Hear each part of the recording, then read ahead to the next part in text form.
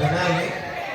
ఈ అమ్మాయి చక్కలో చాలామంది పిల్లలకి ఉద్దేశించి మాట్లాడాలి. ఎందుకంటే ఇంకా పాలకొండలో 8,000 ర్యాంక్ వచ్చి అంటే ఇంకా చాలామంది 20 మంది పిల్లలు వచ్చారు.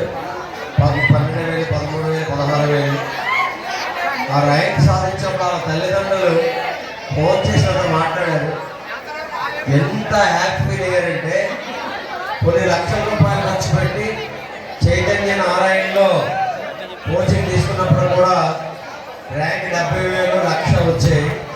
అలాంటిది పాల్గొన్న మన అధ్యాపకులు మన రవికృష్ణ గారు, రమేష్, మన రామేష్ గారు, అలానే అరుణేష్ గారు, అలానే మన కెమిస్ట్రీ కృష్ణకిషోర్ గారు, అలానే బాటనీ ఉమారాణి గారు, అదే జవాన్ ఉమారాణి గారు, అప్పనాయుడు గారు, బాటనీ గారు చాలా ఎడ్యుకేషన్స్ ఉంది.